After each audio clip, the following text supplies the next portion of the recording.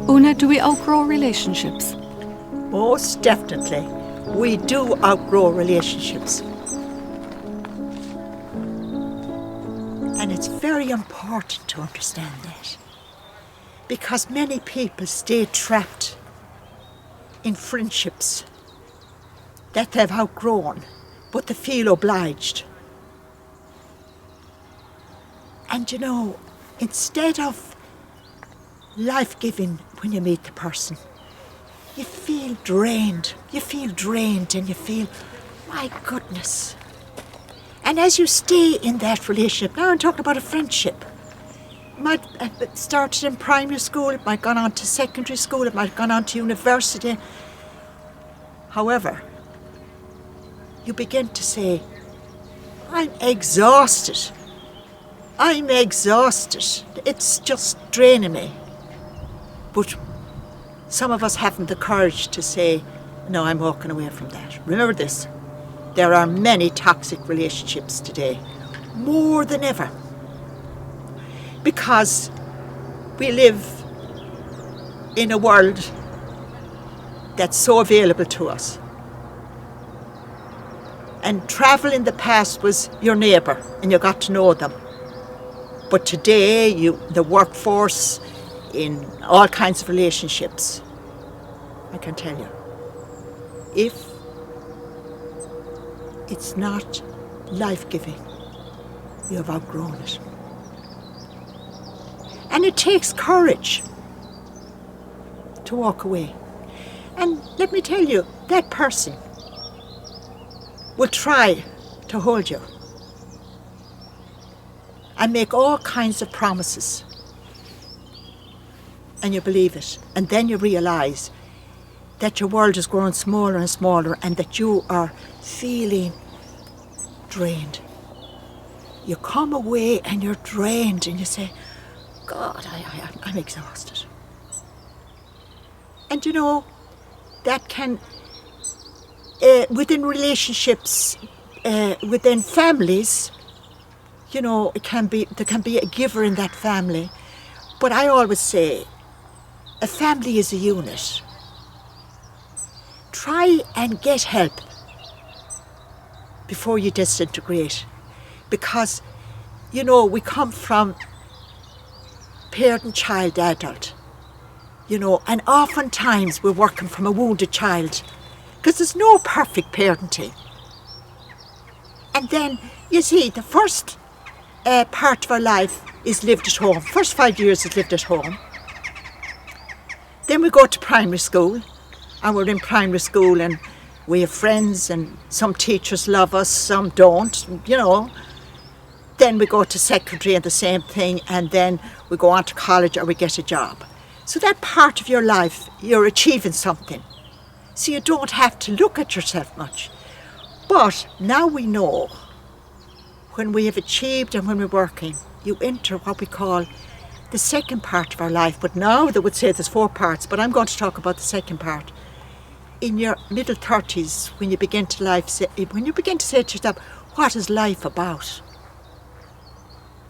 And often what happens to us there, instead of facing who we truly are, we get lost in work, or we think, you know, maybe if I was in another type of relationship, I'd be happier, or maybe, you know, we were never meant to be together.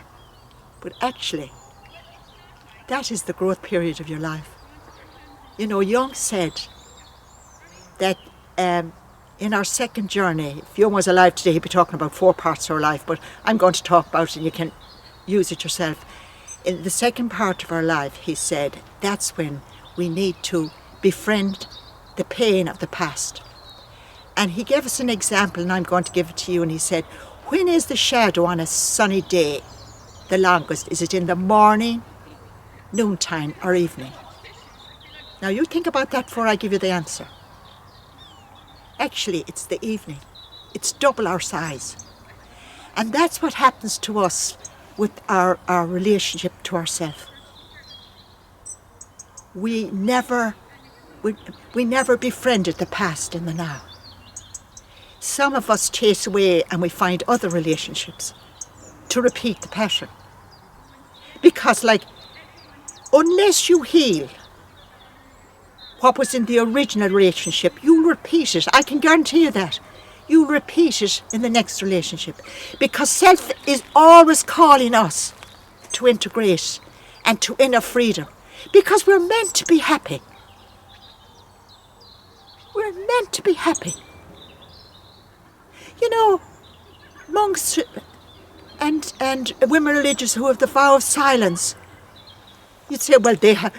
No, they have to do their inner journey too, and they have to find what they put down there. And prayer won't sort it. Prayer will help you. Spirituality, meditation, all that will help you. But really, it's taken your story into the hands of somebody that understands relationship and understands the importance of teasing out what wasn't embraced in your childhood. And I have seen miracles, and I can truly stand for that. I have seen miracles happen when people look at their wounded child from the past. And don't you tell me that you're 100% perfect from the past. There's no such thing. In my training, the professor said he was going to rear a perfect family, different to his parents. And he said his parents didn't do that right, his parents didn't do that. He did the very same thing. Because that's the human condition. And you know, I feel sad that we say strapped in, really, and I mean strapped within ourselves in the mind in a destructive relationship. And I call on you that life is meant to be free to the level where you can enjoy freedom. And I feel sad as a therapist and as a woman religious to think that many people, as I speak here today, are living in controlling environments. And remember, there's help there. Because when you get the help, you make wise decisions. Because when you react, you're less a person. When you respond, you take in the whole ambit of what was going on. You take in the whole thing. And you make a wise decision that you can live with. Believe me, you are created for great things. Not to be destroyed in friendships, not to be controlled in relationships of any kind, including marriage. May the God who created you call you anew as you watch this today or whenever you watch it, to begin an inner journey with help maybe, or with whatever. Writing is very good, so that you can look with fresh eyes and a clear mind and embrace the self who's called for greatness. Amen.